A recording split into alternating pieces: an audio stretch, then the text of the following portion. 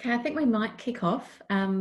It is wonderful to see people joining us for the webinar, and thank you for everyone making time and attending today. It has been a very strange year for SA PoCoG. I think it's been a very strange year for everyone, but we are thrilled to be able to meet in this way and to have the opportunity to hear from some of our early career researchers here in South Australia. Before we begin, just a few housekeeping things. We will be recording this webinar today, and it will be available later through PoCoG. So keep an eye out for that. You may want to direct other people to the webinar, and there are a whole range of other resources that I'm sure that you will find useful. In fact, a few of us were joking earlier that there are so many things that have been developed this year that we could get together and have a viewing session one day towards the end of the year and do some of our professional development together. The only other piece of housekeeping, I think, at this stage is to ask you to use the chat box to ask questions. We've got 3 presentations today. There'll be a little bit of time for questions following each presentation, and then there'll be more time for questions at the end. So if you don't get a chance to ask something, please make a note of it and we'll or put it into the chat box, and we'll make sure we return to that at the end of the 3rd presentation. Okay, it is my delight to welcome our 3 speakers today. We have Emma Kemp, Imogen Ramsey and Daniel Corro presenting for us. We are going to kick off firstly with Emma, and Emma is going to be talking about identifying predictors of digital engagement for people with cancer, the roles of digital inclusion and digital literacy. Emma is an ECR and Postdoctoral Fellow in Psycho-oncology and Cancer Survivorship at Flinders Centre for Innovation in Cancer. She's going to be talking about a mixed method study that aims to determine ways in which healthcare engagement via digital health applications can be better supported for people with cancer living in socioeconomically disadvantaged circumstances. And she's going to discuss the potential roles of digital inclusion and exclusion and digital health literacy levels. It's a delight for me to introduce Emma, and as a side note, Emma is actually starting to take on the leadership of this group, so it's wonderful for her to have the opportunity to present to you and for you all to get to know Emma and her work. So at this point, I'll hand over to you, Emma. Wonderful. Thanks very much, Amanda. Just checking that everybody can hear me. If you can give me a little indication, that's good. And share the screen.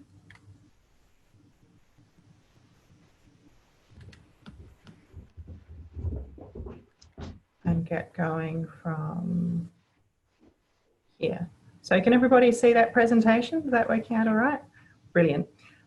So as Amanda said, today I'm going to be talking about a mixed method study that I have been in the throes of running recently.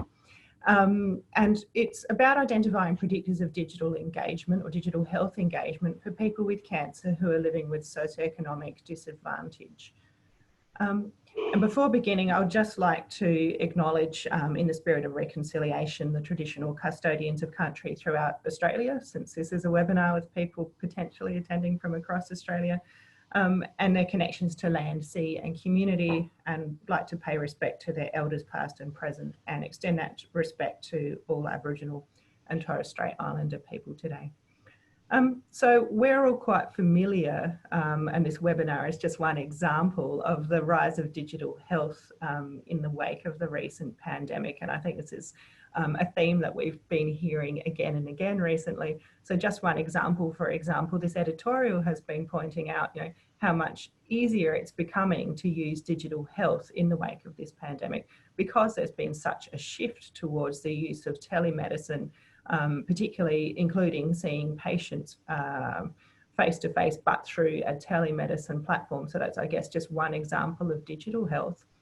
And one of the big changes that has occurred, although it looks like, we're all hoping these changes won't necessarily be reversed anytime soon, is that there's been quite rapid changes to laws and regulations around the payment model, for example, so that digital health can become more of a part of everyday clinical practice.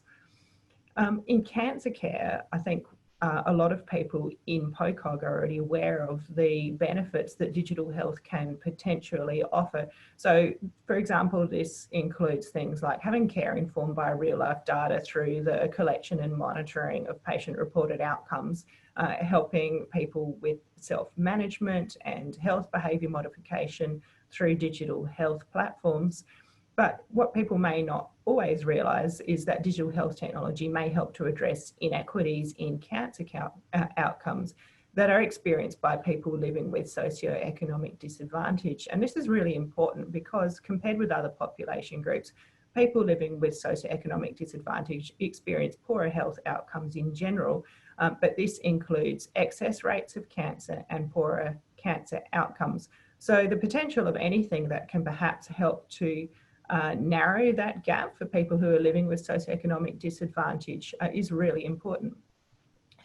However, digital health won't necessarily, I guess, narrow that gap unless it's applied and implemented very, very carefully. We're hearing more and more about digital disparities, and again, it's probably not news to a lot of people in PoCoG that as we are sort of implementing more technologies, we run the risk of broadening the health disparities between people who have access to these technologies and therefore access to the health resources that can be available through these technologies, and the people that perhaps don't necessarily have access to traditional resources that might help to improve their health outcomes equally may not have access to the digital resources that help to improve their health outcomes. So there's a potential for these health disparities to persist and grow because of disparities in digital health engagement and digital health access.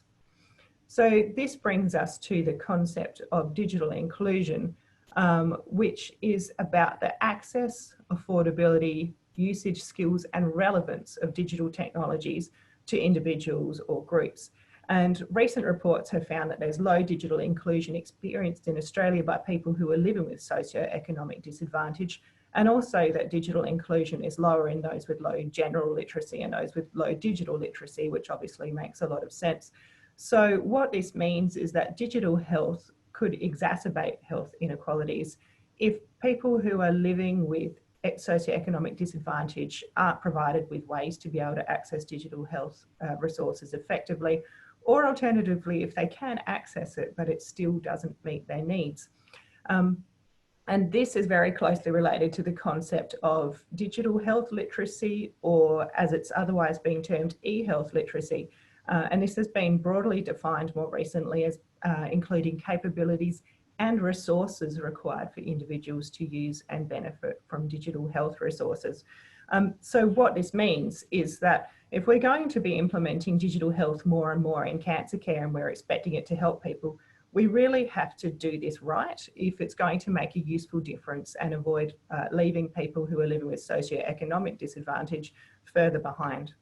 And I just want to look at the e-health literacy framework, which has been developed by Kaiser and colleagues, and it's a model, if you like, for their definition of e-health literacy. So you can see in this framework that there are both individual and systemic factors, and I think that's where this framework is really helpful when we're looking at socioeconomic disadvantage and things like social determinants of health, because you can see that it's not just the individual's own ability or their own engagement in their health which is important, but also their access to digital services that work, digital services that suit individual needs, which are very much a systemic issue. And then the interaction between those issues is really where you find things like their ability to engage actively with digital services, and whether or not people feel safe and in control when they're using these services or motivated to engage with these services. So I think that interaction between individual and systemic factors is really important to keep in mind, rather than just looking at digital health literacy as being an individual capability. So the aim of this mixed method study was to determine ways in which healthcare engagement via digital health applications could be better supported for people with cancer who are living in socioeconomically disadvantaged circumstances. And we aim to use this e-health literacy framework to identify predictors of digital health engagement and identify ways in which engagement could be better supported. oh, hang on a moment. So our first phase, if you like, as for a lot of mixed method studies, was a survey which we distributed via clinicians at Flinders Cancer Clinic. And through this survey, we were really looking to investigate the impact of demographic factors and e-health literacy on self-reported measures of user engagement and satisfaction with digital health resources. So importantly, we provided these surveys hard copy because we didn't obviously want to preclude people who were not familiar with using digital technologies. And we also offered telephone support as part of the protocol, so that people who had low literacy or not much opportunity to actually complete a written survey could still be offered telephone support to complete the survey verbally. At this stage, we're up to an interim analysis, so I'm mainly been looking so far at a preliminary analysis of association between demographic factors and e-health literacy and the outcome measures of self-report measures of engagement and satisfaction with digital health. Although once we've recruited our entire sample, and I'll speak about that a little later, we're certainly looking at doing a regression analysis so we can really model the impact of these factors. So the results of the survey, the interim results, tend to indicate that, you know, people are around 60 years old and partnered the majority of the time, so relatively, I guess, normal for a cancer population. 2/3 are tertiary educated, and around 40% live in an area that in the socioeconomic index for areas is in either quintile 1 or quintile 2 of the index for relative socioeconomic disadvantage. So, so it's the lower 2/5, if you like. Around 1/3 are employed, and around 1/3 had their annual household income under 35,000, so relatively low income in 1/3 of the respondents. However, interestingly, no demographic factor was significantly associated with the frequency, duration, or perceived helpfulness of digital health engagement. And I think it's interesting that when we look through a checklist of people's reasons for not using digital health, and this was for not using any digital health, so they might have looked things up on the internet, but not used apps or not used wearables, for example, half of the respondents said that their reason for not using it was that they just preferred face-to-face contact, and 1/3 just said they were just not interested. It was less common for people to say that it was too expensive or that they didn't have access to digital health resources. And so when we looked at the association between the domains of the e-health literacy framework and frequency, duration, or helpfulness of digital health engagement, we found that there were some domains of the e-health literacy framework that were significantly correlated with either frequency, duration, or helpfulness. But interestingly, they're not necessarily the domains that you might think of immediately as affecting people who might be experiencing socioeconomic disadvantage. So if you think of perhaps either not having opportunity for a higher education, or if you think of living with a low income, can see that these domains, so the ability to actively engage with digital services, which you could perhaps look at as a function of education, or having access to digital services that work, or even digital services that meet individual needs, none of these domains are actually significantly correlated with our self-reported engagement outcomes. And even here, understanding health concepts and language was perhaps intuitively associated with duration, but not with frequency or helpfulness of engagement. And again, feeling safe and in control only correlated with helpfulness of engagement, but not with frequency and duration. So digging down a little bit, we did have a look at which demographic factors were significantly associated with domains of the e-health literacy framework.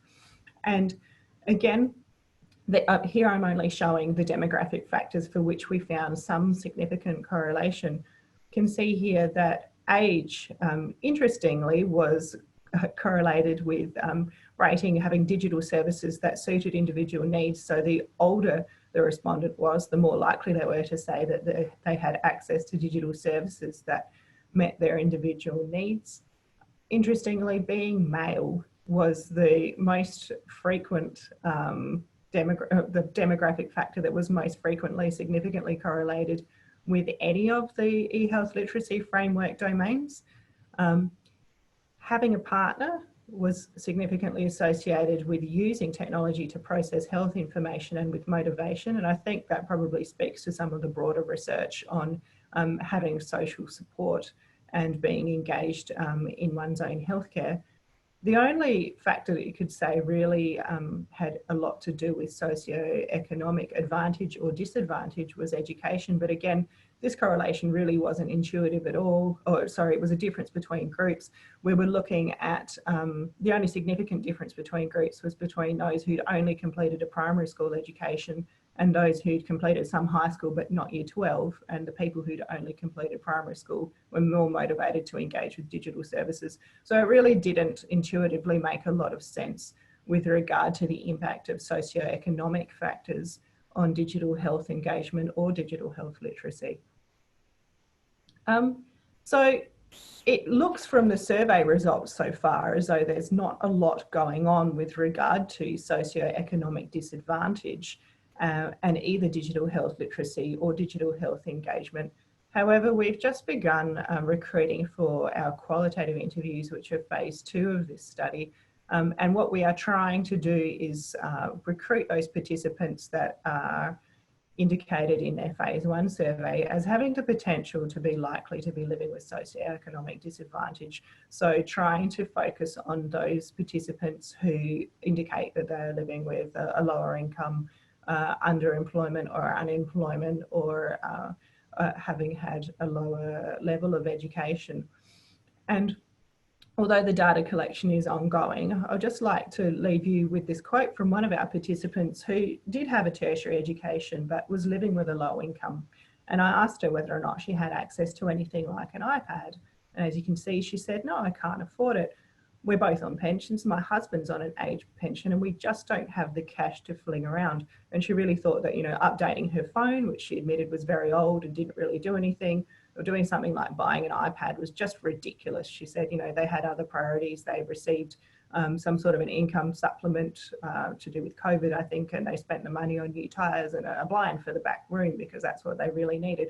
So the idea of updating their digital technology, their access to digital technology with that money just didn't really come into it. So I think what this tells us is that these issues are there. And it's interesting that it hasn't come out in the survey. And so I think it's important, first of all, to remember that this is an interim analysis, but I think the sample so far simply doesn't adequately reflect socioeconomic disadvantage because the few qualitative interviews that I've managed to run with people who are, you know, do have the higher potential of living with disadvantage really give us a little bit more of a nuanced and detailed idea of how that works. So there's a bit of a recruitment issue here. And I think for a start, because it's a smaller study, we're only recruiting through the one centre, and there's the potential that Flinders may not have the same degree of diversity in terms of socioeconomic circumstance as some other treatment centres may have. But I think it's also an issue that people living with socioeconomic disadvantage, with significant disadvantage, may be less likely to participate. And one of the reasons that I think this is that because sort of when I was reading through the surveys, it was notable that people who indicated that they were living with a lower income or did have a lower level of education were not necessarily the people who put their hand up at the end of the survey and said, yes, it's okay to contact me. And I think also that, you know, this speaks to other research on perhaps the difficulty of engaging with marginalised populations for their participation in clinical research as well.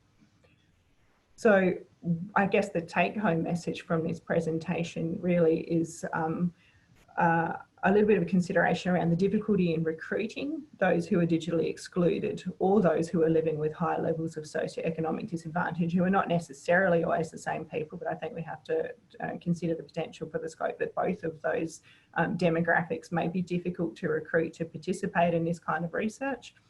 And that the factors that preclude digital engagement might be the same factors that are precluding participation, despite the fact that, you know, I tried to design a methodology in a way that would mitigate these factors. So, for example, by providing hard copy surveys, reply paid envelopes, and offering telephone support. I think there are barriers to implementation as well. So, for example, clinicians are asked to offer telephone support to people that they're seeing in clinic who they think might have a literacy barrier or any other barrier to completing a hard copy survey. But whether or not clinicians actually have the time to ask, or whether they actually have the means to gauge whether or not that person is likely to have that difficulty is a different matter.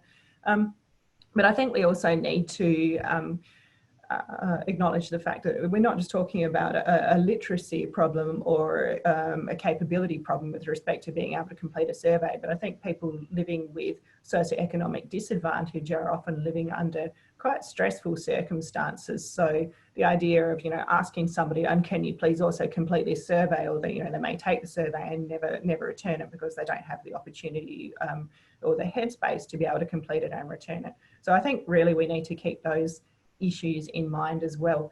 So at the moment, I'm about halfway through to the target sample that we originally had for the survey study. And I think it's important that it does have representation across the spectrum of socioeconomic disadvantage and advantage.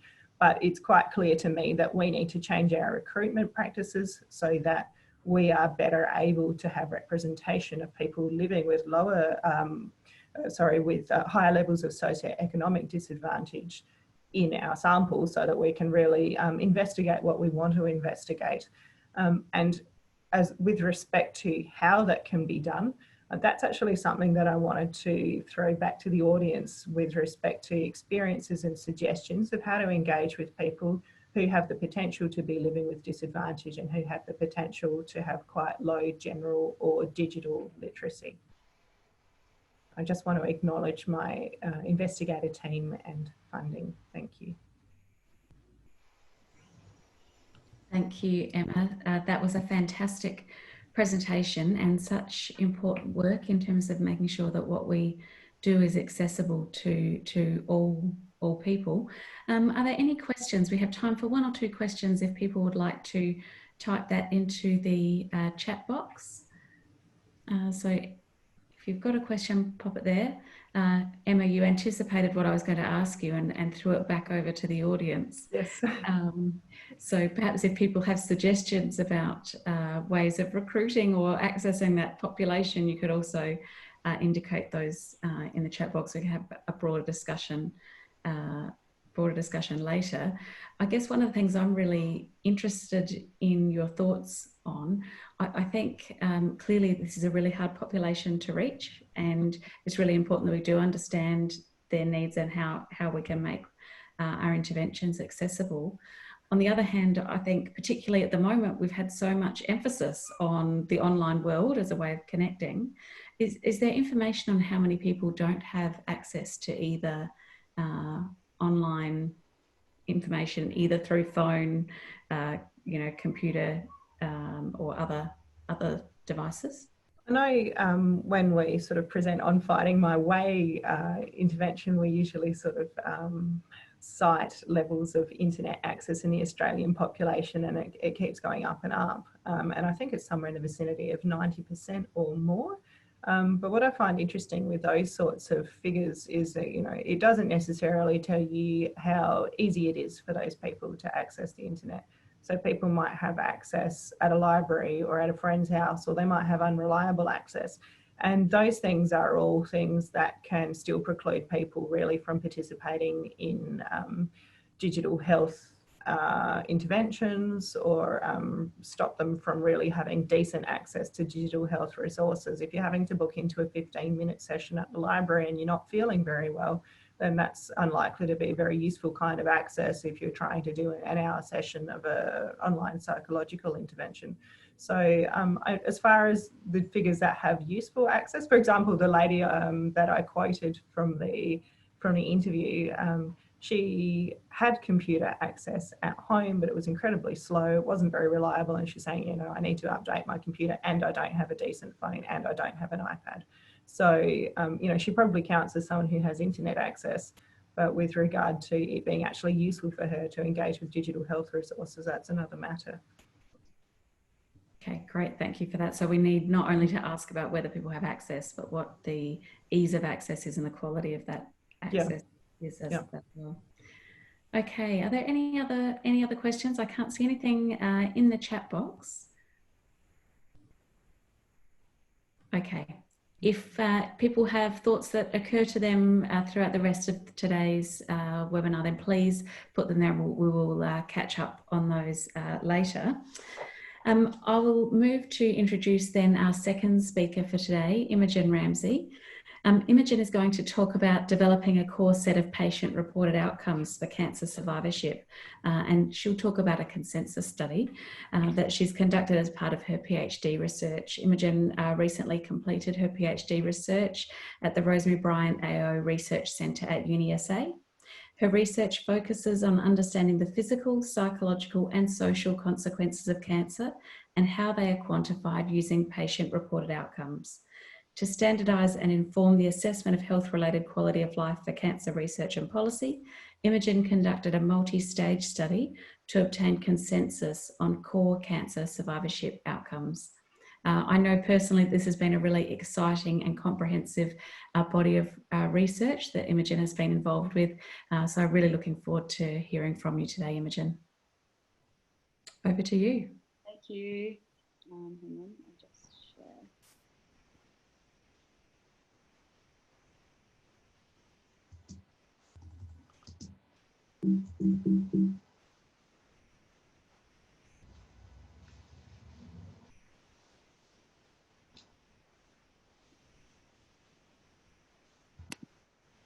Okay. Thanks for bearing with me, everyone.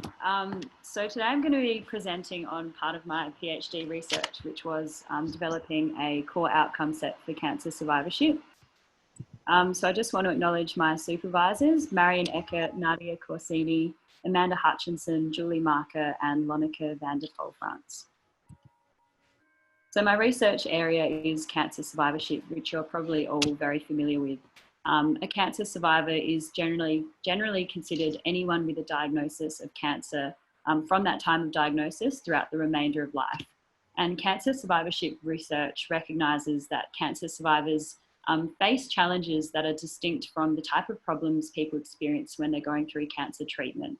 And I've included these quotes from some focus groups that we conducted as part of this research because they really illustrate some of the not so visible physical, psychological and social challenges that cancer survivors face in everyday life. So the consequences of cancer are minimal for some survivors, but we know that many will experience long-term and late effects related to the disease and treatment that can significantly impact on different areas of a person's health, well-being, functioning and quality of life. So knowledge about these issues is generally underpinned by theories of health-related quality of life, which seek to understand the impact of an illness and treatment for that on a person's physical, social and mental health.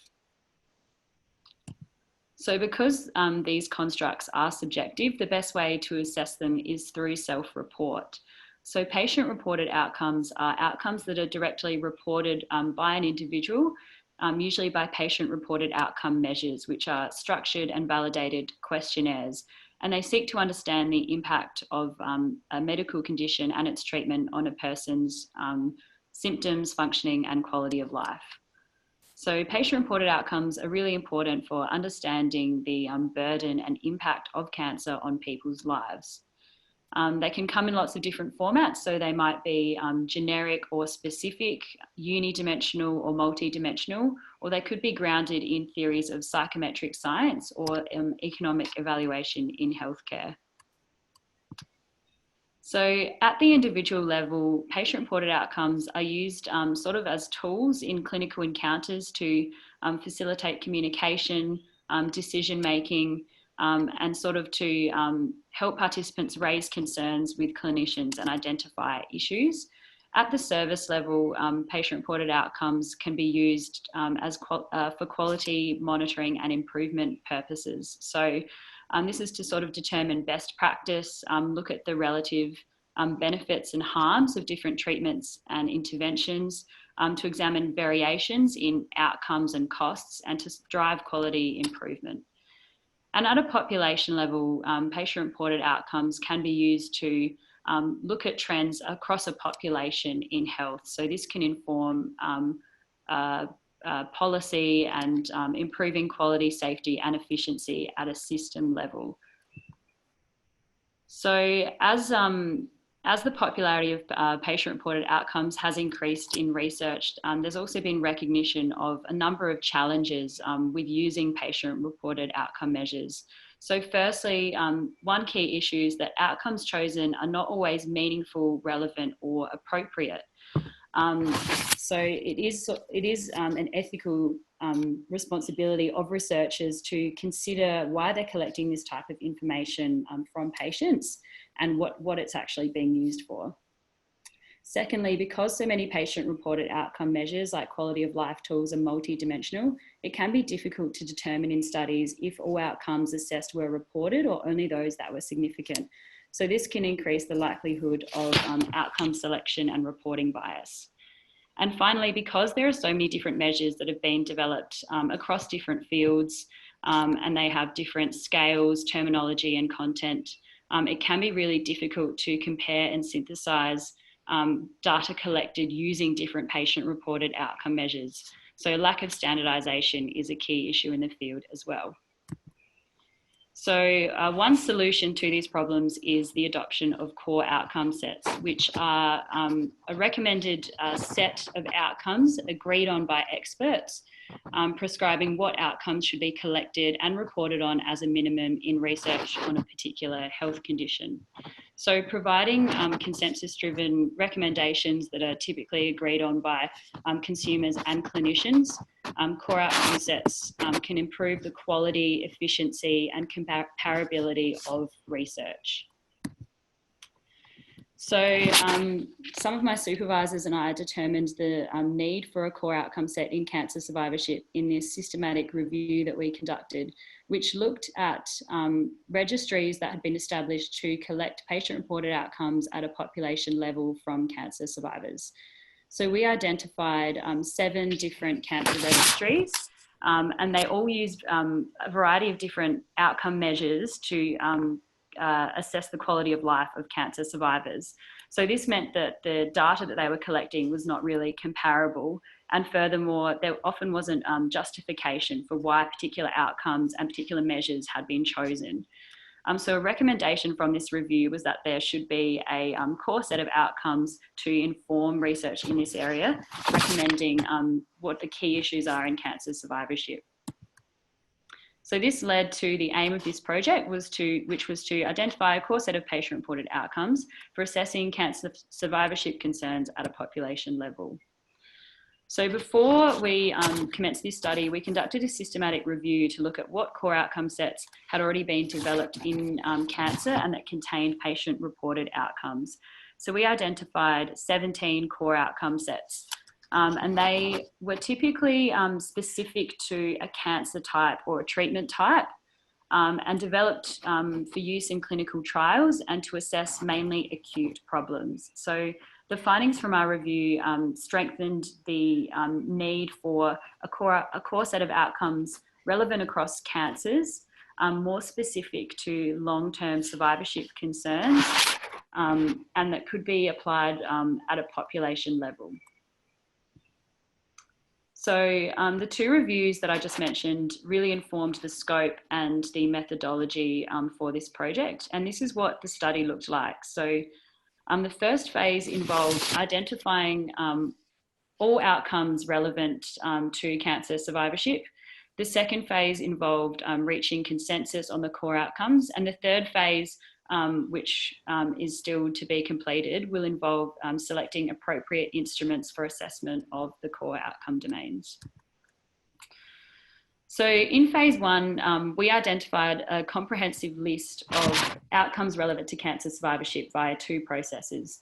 Firstly, we conducted a series of focus groups with cancer survivors in Adelaide and Sydney. So we held 3 in Adelaide and 2 in Sydney.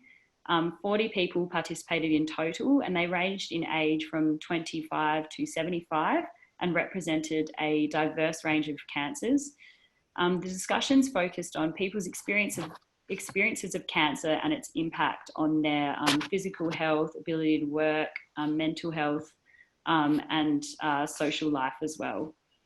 So from the transcribed focus group discussions, we derived a list of over 200 outcomes, which we then classified into domains, which is the higher level classification, using a PRO taxonomy. The other component of phase one was that we conducted a review of patient-reported outcome measures used to assess quality of life in cancer survivors, to see what outcomes they included. So this involved extracting measures from systematic reviews and then mapping the domains that they assessed to the PRO taxonomy that we'd previously used to supplement the list from the focus groups. So we ended up with a consolidated list that we then invited feedback from the consumers to see if there was anything important that had been missed. And then this list was then progressed into phase two, which was the Delphi study. So the Delphi technique is a method used to obtain consensus from experts on a complex problem or issue, and it typically involves conducting iterative rounds of voting interspersed with controlled feedback based on the group's views. So because it's anonymous, it prevents the process from being dominated by individual views or from the researchers' views from being imposed on the process. So we used a modified Delphi technique, which meant that it was limited to 2 questionnaire rounds and a final consensus meeting. And an advantage of that was that it prevented bias due to attrition. So participants for the Delphi study were experts in cancer survivorship, and this included people with lived experience of cancer, health professionals involved in the treatment and care of people with cancer, as well as potential end users of the core outcome set. So that included people with expertise in cancer survivorship research and policy. So this involved an online survey that contained the list of 46 outcome domains that we identified in phase one, formatted into questionnaire items. So each one had a definition of the domain along with it. And participants were asked to rate the importance of each of the outcomes on a scale from 1 to 9, where scores of 7 to 9 indicated that that outcome was critical for inclusion in the core outcome set. Scores of 1 to 3 indicated that it was not important enough for inclusion in the core outcome set. And then scores from 4 to 7 indicated that it was important but not critical. So we identified 192 experts in cancer survivorship, and we invited them to register their interest in participating. So 132 of those were health and research professionals, and 60 of them were cancer survivors. 81 people registered their interest, and they received a link to the round 1 survey with some information about the study. So of those, 69 people completed the round 1 survey, and they rated 38 of the outcomes within the critical range.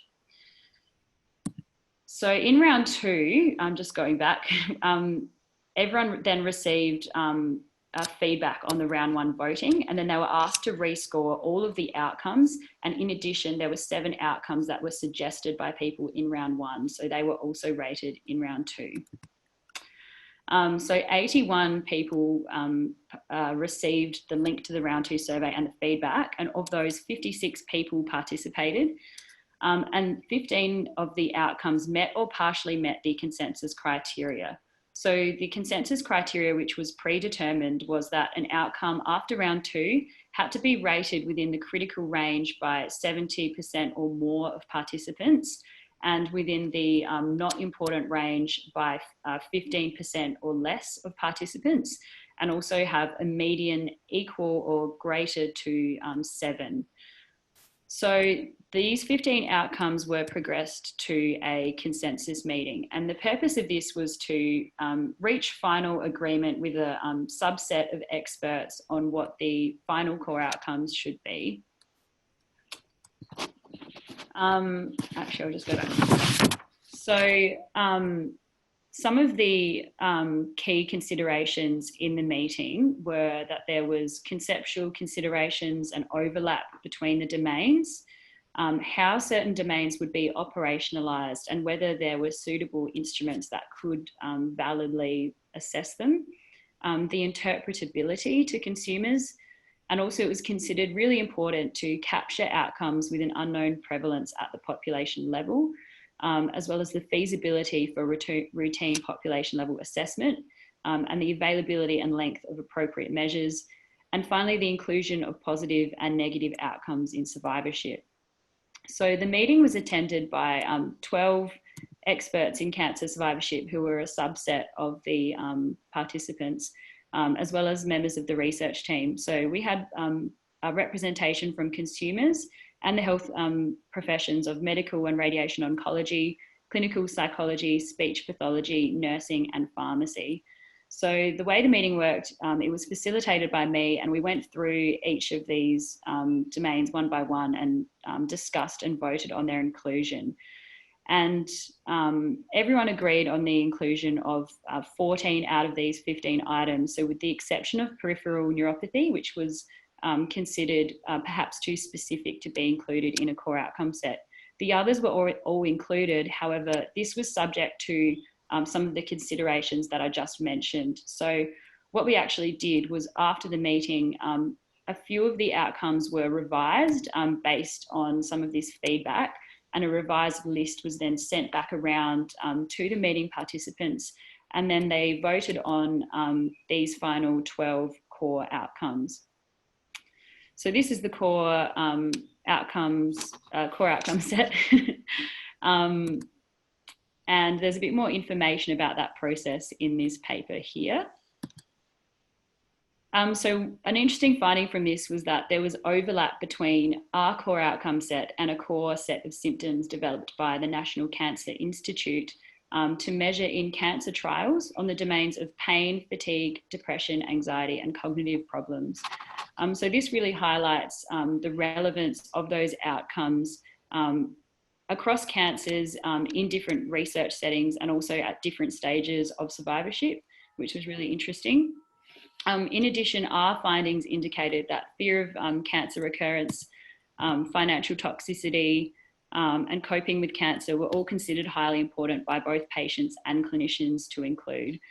So these have been highlighted in the literature as major areas of unmet need for cancer survivors that are associated with reduced quality of life. But like many survivorship issues, their prevalence at a population is really unknown. A potential barrier to the assessment of these outcomes is the availability of valid and reliable tools. And so that was something that was discussed at the consensus meeting and which will be considered in the next stage, phase 3.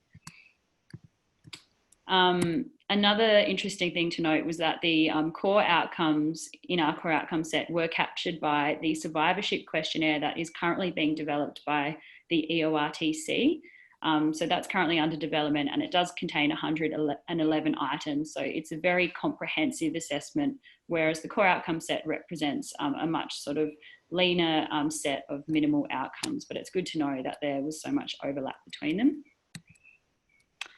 I don't really have time to fit this into my 15-minute talk, but a key strength of this process was consumer engagement. So as I mentioned, one of my supervisors was Miss Julie Marker, who is a consumer advocate and member of Cancer Voices SA. And Julie contributed as an equal partner in a supervisory panel and was integral at all stages of the research. And this really ensured that the methodology that we chose prioritised the views of cancer survivors, which was a strength.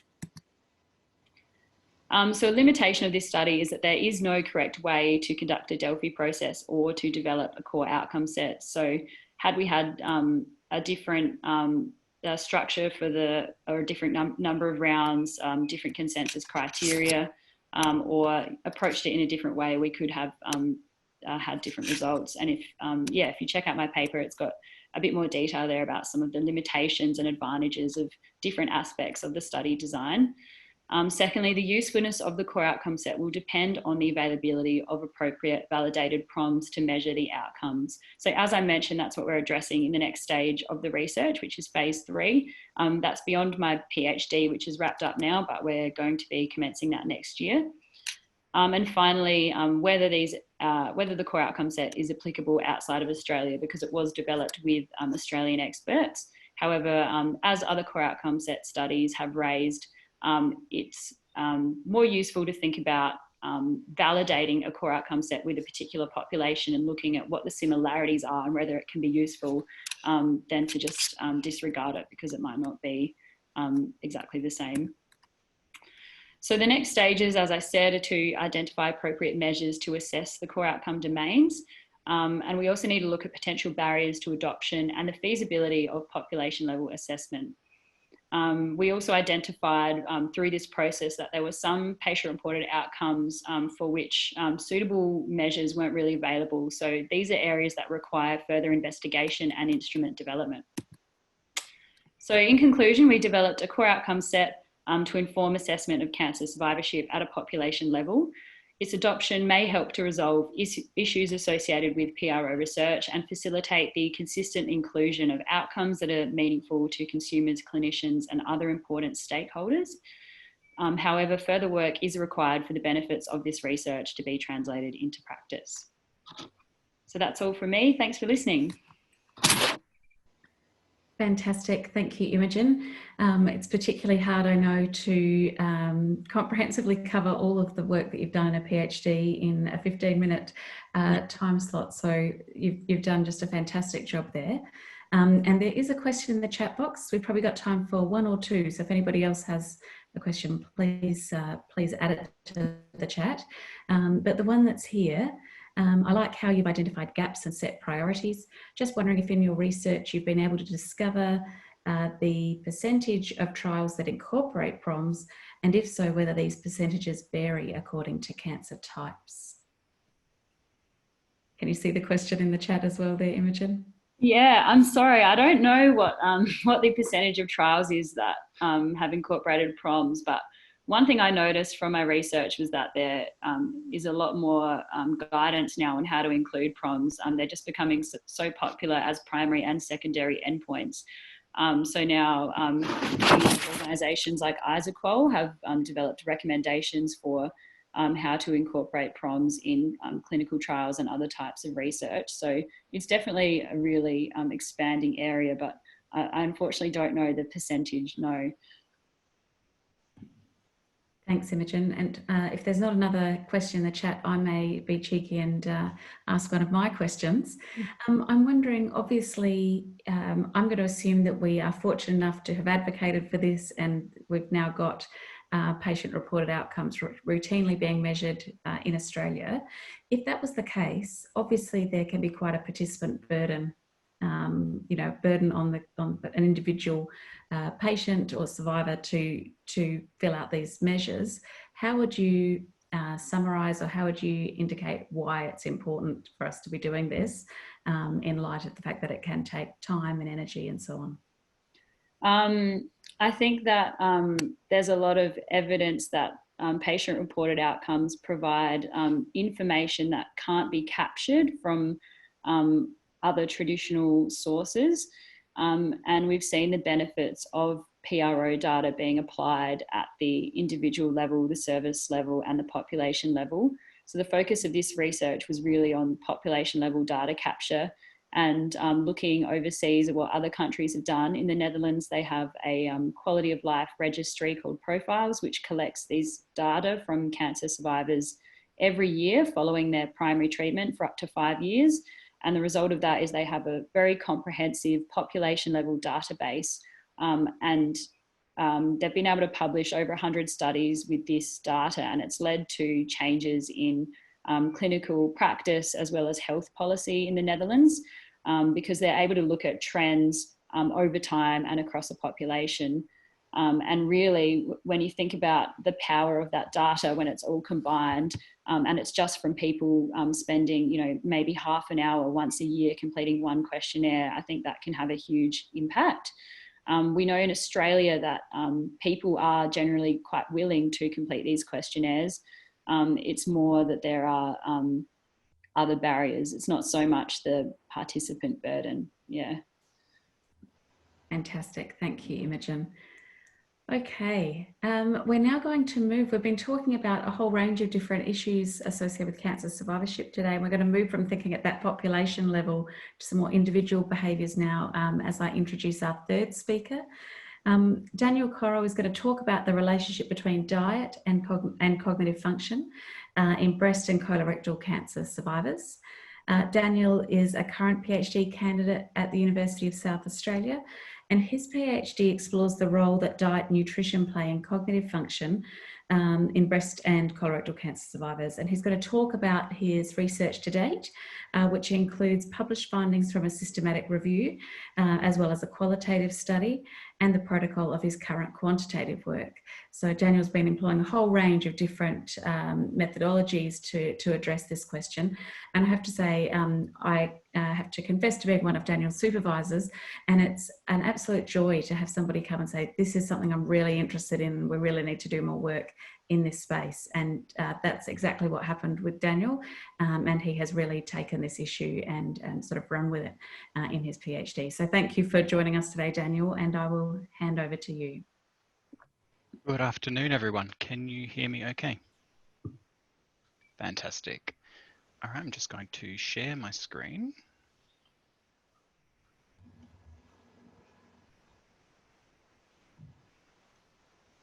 All right, is that coming up for everyone? Beautiful. So thank you, Amanda, for the introduction. My name is Daniel Corro, PhD candidate at the University of South Australia. Today I'm going to present a program of research, so essentially what I've covered in my PhD so far.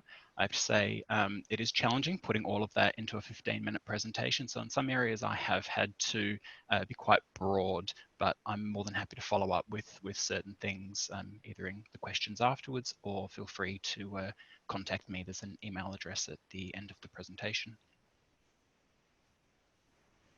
So just a little bit of content of what I'll be going through. I'll give you some brief background to how diet fits into the cognitive function and survivorship, cancer survivorship, and then go through the 3 studies that we're doing as part of the PhD. The first was a systematic review, which is completed. The second was a qualitative study completed, and the third, which is a quantitative study, is currently active and recruiting. So in terms of cognitive functioning in cancer survivorship, for the purpose of today, I'll refer to it as cancer-related cognitive changes, but I have to acknowledge there's quite a lot of different terminology.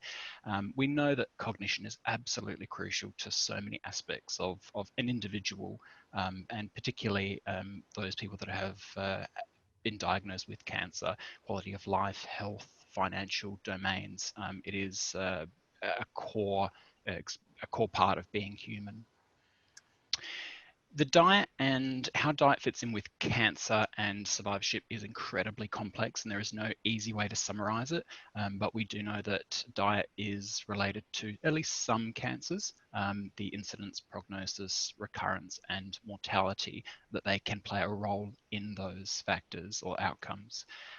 In terms of diet and cognition, there has been quite a lot of research that has looked at what role diet can play in cognitive function, but most of the research has been done in animal models, in healthy populations or non-cancer populations, particularly aging populations or those with cognitive impairment, like mild cognitive impairment or Alzheimer's and so on. The research is fairly complex, but a lot of it has been done at the macro and micronutrient level.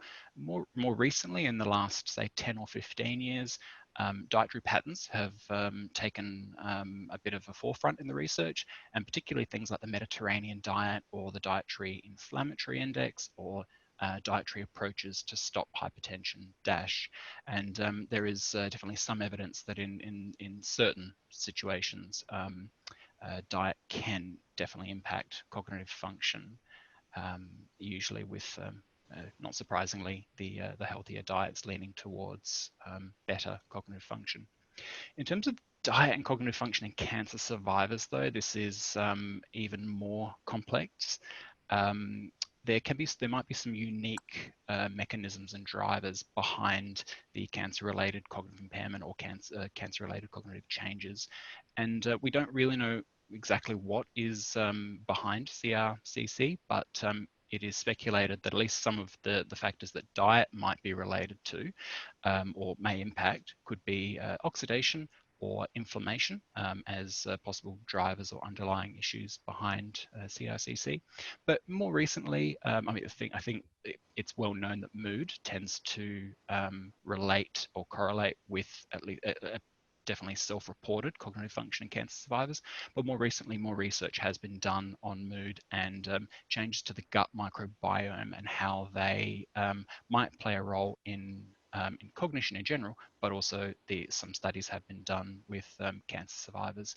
So as an example, these three here, fear of cancer recurrence and depression have been associated with changes in the gut microbiota and omega-6 polyunsaturated fatty acid intake respectively.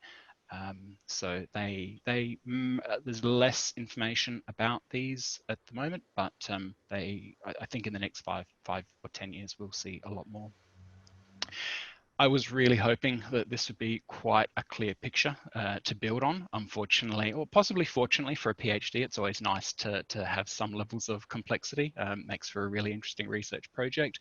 But I have to state that by no means is this a clear picture. So we thought that the best place to start would be a systematic review, to get an idea about what evidence is currently existing in terms of how diet and cognitive function are related in cancer survivors. So we set out to do this.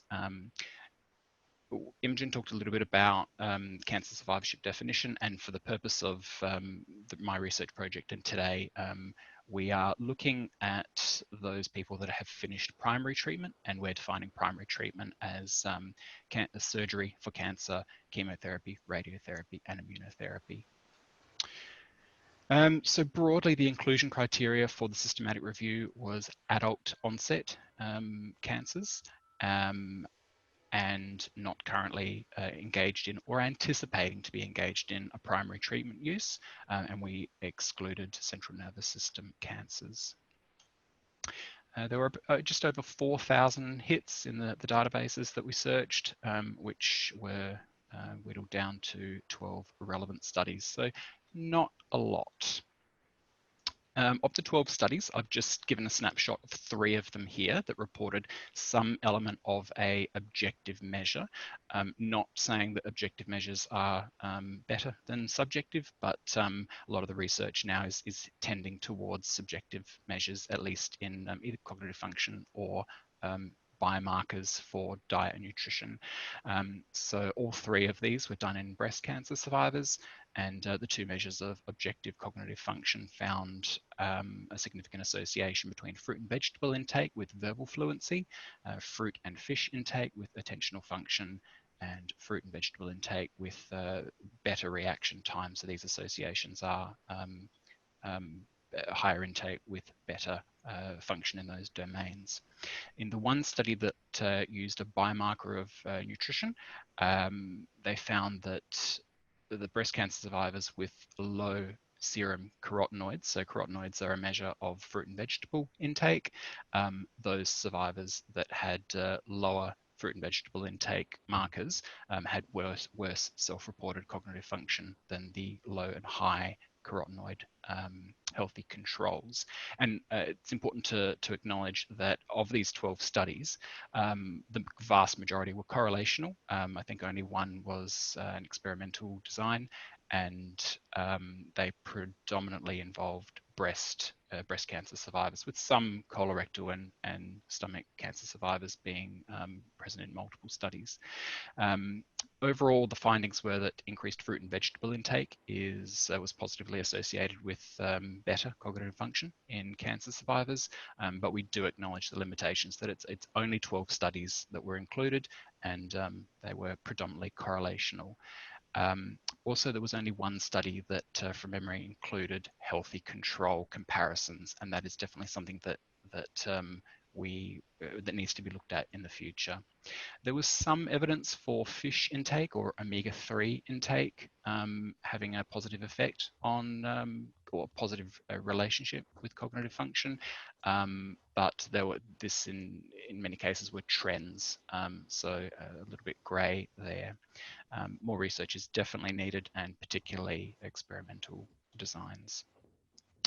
We thought really this leads on to a qualitative study that we've established what is known in the literature, but because so little relatively is known about how diet and cognition might be related, that we really should go to the people that have had these lived experiences and understand what their experiences, their perceptions are about how their diet might impact their cognitive function, but also how the changes in their cognitive function that they've experienced since being diagnosed with cancer have actually impacted their diet, because it's very possible that there is a bidirectional relationship between diet and cognitive function. So broadly, the inclusion criteria here were, again, breast and colorectal cancer survivors. We chose this population for a few reasons. One, because the findings from the systematic review tended to cluster around these types, but two, because these are very prevalent cancer types in Australia, and also cognitive changes tend to be more prevalent in them than some of the others. One of the most important things for inclusion was we were really looking for survivors that had noticed self-reported cognitive changes. So really getting that understanding of those experiences from those people. We utilized semi-structured interviews, and the interviews lasted for, on average, between 60 to 90 minutes, so they were quite involved. We covered quite a lot of topics, but broadly looking at their cognition, asking them to describe the changes in their cognitive function that they've noticed, what it meant for them, and then also about their diet and their lifestyle. And we used thematic analysis to look at those results. The final sample, we had 15 participants. The vast majority were breast cancer survivors. There were 13 of them. We could only recruit 2 colorectal cancer survivors, so I have to acknowledge that our findings really can't be generalized to colorectal cancer survivors. The vast majority were female, and all of them identified as Caucasian. So we have to acknowledge the limitations of generalizing to other ethnic groups. You notice that in terms of some demographic information, it was on average 27 months since diagnosis, and a little over a year and a half since completing any form of primary treatment. This is just a little snapshot of some of the quotes that people gave in terms of how they described their cognition or their cognitive changes. And just, for me at least, reinforces that this is a very important topic that goes beyond just remembering phone numbers or doing maths. So it drives home that this is an important topic to explore. Looking at diet's effect on cognitive function, a little over a quarter of individuals felt that their diet directly played a role in terms of their ability to think, and broadly those people thought that healthier eating led to better thinking. A little over half of the people perceived ways that diet indirectly impacted their cognitive function, and most of these were related to that if they eat worse, they feel worse, and particularly through fatigue and tiredness. And when they're fatigued and tired, they have a harder time thinking clearly or as well. Just under half said they hadn't noticed any connection, or really hadn't thought about it. Quite a few people had said, I've never really given it much thought. And upon further questioning, the majority of those people that had said they never noticed, but also some people that commented that there might be an indirect relationship, it commented that they said they could see that it likely would, or that it probably would, and that largely featured around the broad idea of biology and nutrition that better eating leads to better feeling and overall health, and your cognition is part of that. In terms of, a small quote from one of the participants. In the past, I wouldn't be able to get through a 10-hour day. Now I can.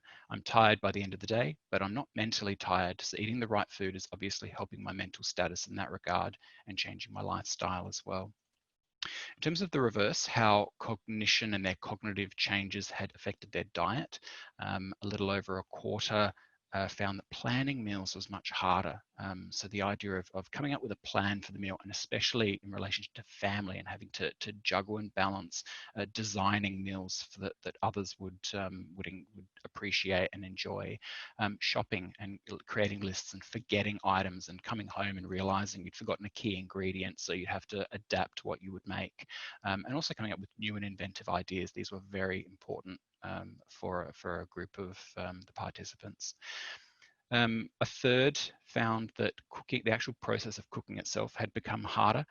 So following recipes was difficult. Being able to rely on memory from the past was just throwing together things was no longer possible. And also choosing healthy foods became more challenging.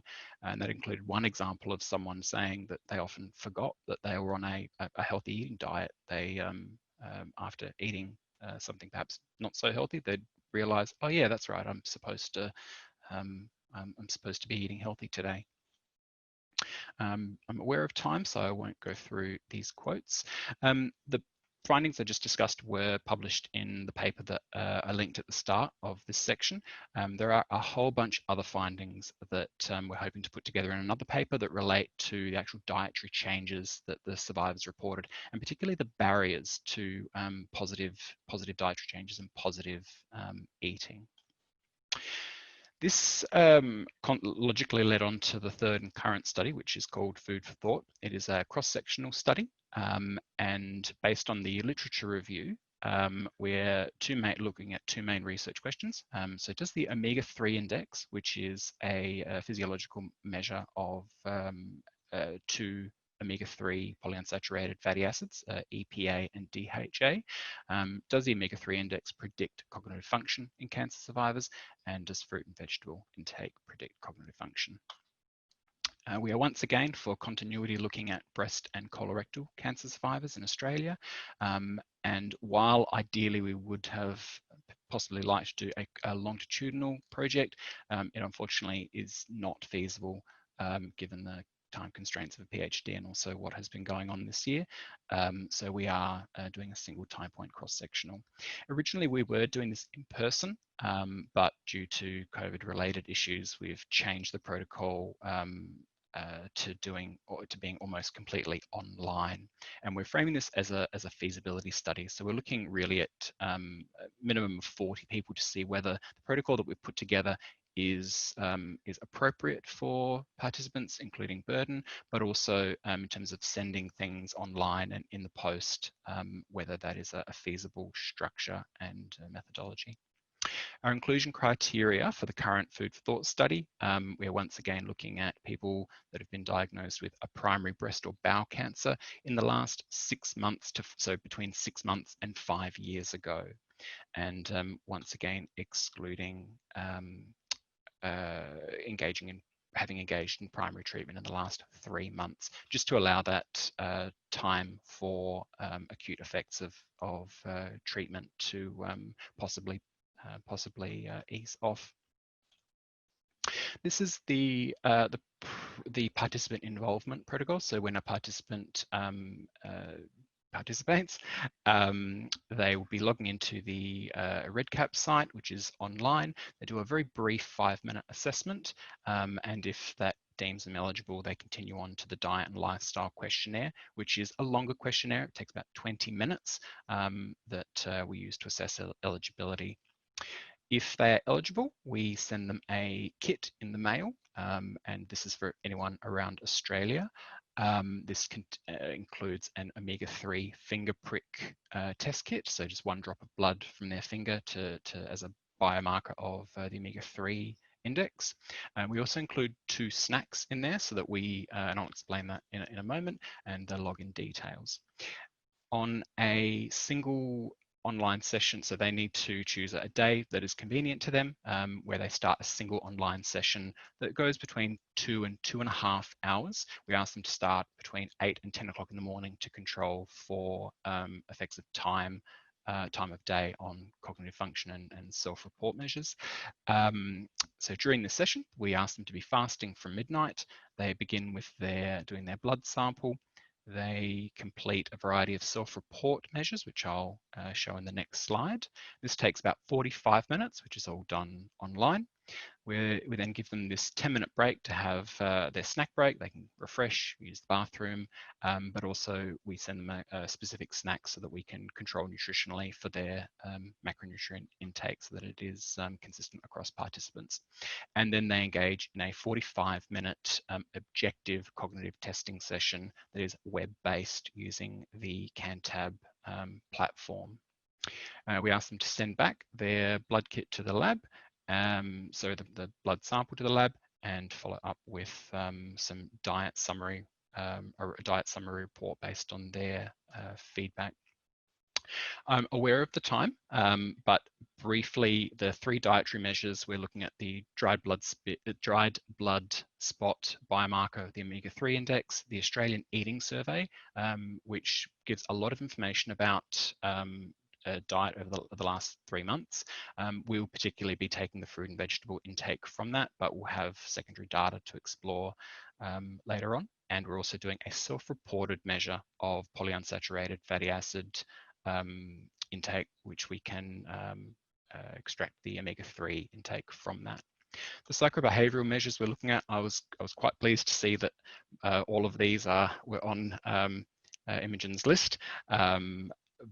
So we're looking at self-reported cognitive function using the PoCoG, fatigue, quality of life, fear of cancer recurrence, sleep and mood. And actually sleep wasn't on Imogen's list, but something that we think all of these factors in one way might impact cognitive function, but also diet. So we'll be looking at these through secondary analyses to see how they fit into the picture. And the cognitive testing session goes for 40-45 minutes and tests a variety of domains. Recruitment is currently open, and it's likely that we'll have to continue until January. There is a Facebook page here. Please feel free to visit it, and there's a very handy image that you are more than welcome to share. And this is just a link to the REDCap site where the initial screening is done. In terms of current progress, as of last week, we have had 19 people complete the study and 29 enroll to reach the feasibility, the first feasibility mark, where we're needing 40 people by January, although it would be lovely to reach that full 100 participant level to be adequately powered to look at moderate relationships. And just to share some of the preliminary data from the exit survey, the vast majority of people found this acceptable or better level of burden, and they would participate again.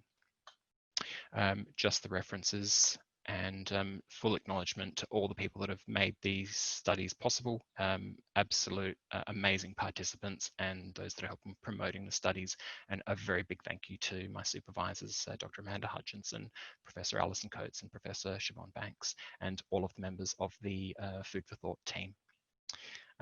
Thank you for bearing with it. There was a lot of information, but I hope that was digestible. Well done. Thank you so much, Daniel. Are there any questions that people have for Daniel or for any of our other presenters today? Now is the time to send them through in the chat function. Perhaps I can ask each of our presenters to think about, oh, we've got one from Julie, so I'll save mine for a moment. Okay, so for Emma, the survey of e-health domains, was that well described with examples, as the domains didn't seem all that clear in terms of what you meant? Maybe others without high literacy were also uncertain about what you were asking or what they meant. Oh, you're muted, Emma. Okay, So we didn't just ask the participants in terms of the domain that I described there, and probably I didn't really have time to explain that properly. The domains of the eHealth literacy framework we asked through a validated questionnaire. So those same group of authors have developed the eHealth literacy questionnaire and actually a couple of other measures as well to I guess quantify those domains. So I think, does that answer your question, Julie? Basically, but participants didn't have to understand eHealth literacy domains in terms of the way that I've described them in my slide. Okay, great. Excellent. Thank you both, Julie and Emma. Any other questions, please send them through. I'll return to mine. So for each of our presenters, you know, each of you talked about the fact that there's so much remaining to be done, and we know that there are often numerous limitations, so funding limitations, as well as time limitations and so on. If you could do, if there were no limitations, what would be the next thing you would do? What do you think is the next most important step within each of your fields or domains? So perhaps if I can I put Imogen on the spot? Can I go to you first? Yeah, sure. So if I had no limitations, probably the next thing would be so determining the measures to assess the core outcomes, which we are going to do anyway. But then also finding a way to test the feasibility of collecting that data at a population level and looking at how some of the barriers to that could be addressed, whether that is feasible from the perspective of cancer survivors.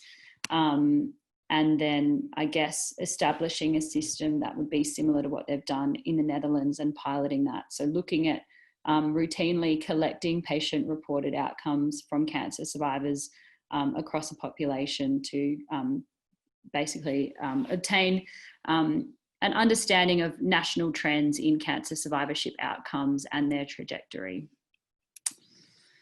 But that's a really big task. Thanks, Imogen. It is a big task, but definitely an important one. Yeah. Daniel or Emma, are either of you ready to answer the same question?